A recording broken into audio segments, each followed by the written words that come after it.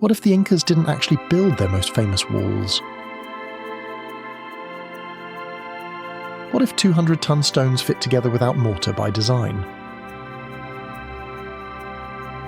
What if the technique we cannot reproduce is older than the empire that gets the credit?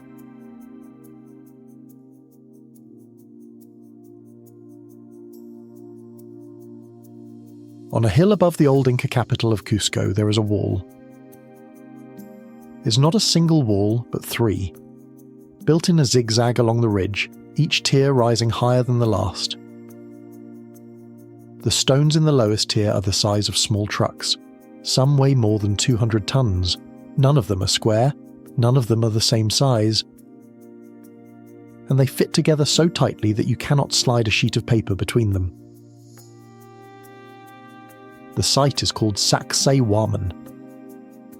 It sits at 3,700 meters of altitude on the high plateau of Peru, looking down over the city the Inca called the navel of the world. Spanish conquistadors who saw it in 1533 could not believe what they were looking at. They wrote home to Madrid saying that no human hand could have built such a thing.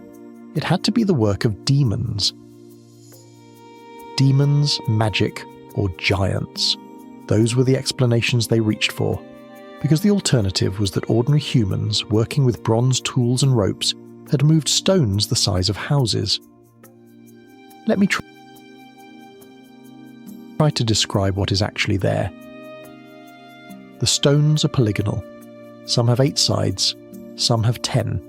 A few have 12, with concave and convex faces that interlock in 3 dimensions. Each stone is unique. Each was cut to fit the specific neighbours around it, with sub-millimetre precision. There is no mortar. The joints are dry, and yet the walls have stood through 5 centuries of earthquakes that knocked down every Spanish colonial church built next to them. The interlocking shapes act like a puzzle. When the ground shakes, the stones rattle in place, settle, and lock back tighter than before. Now here is the dating problem.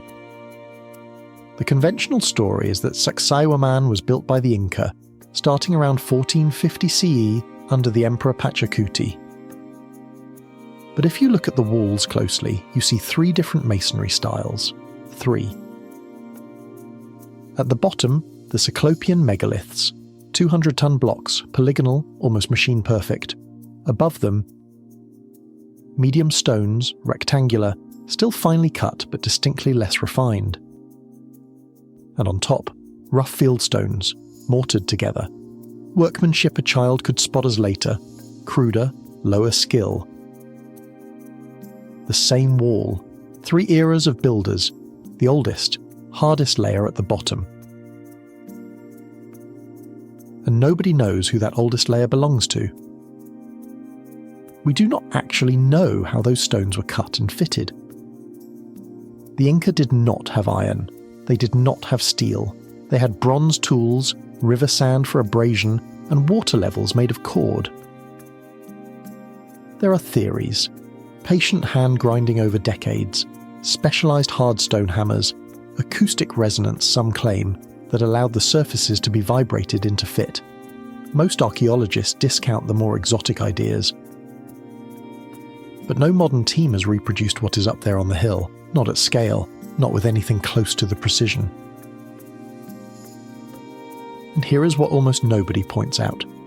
Polygonal megalithic walls of this exact kind exist in at least 3 other places on Earth.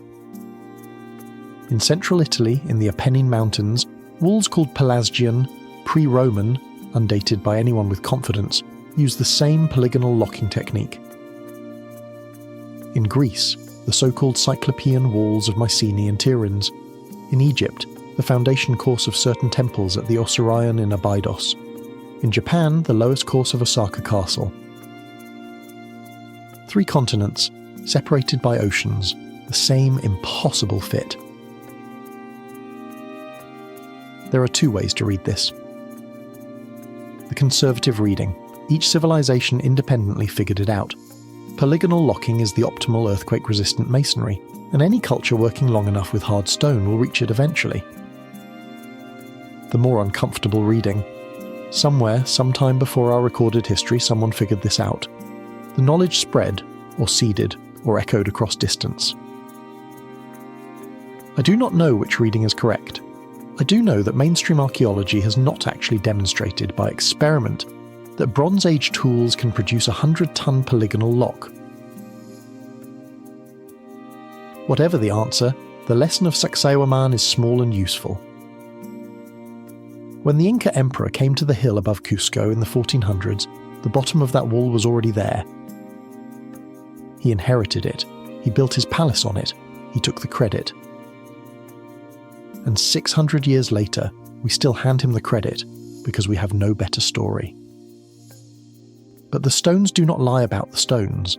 The largest, hardest, most precisely cut are at the bottom, and the further down you look, the further back into something we do not understand you go. Some of the oldest things are the most advanced. That is the part the timeline of progress has trouble explaining.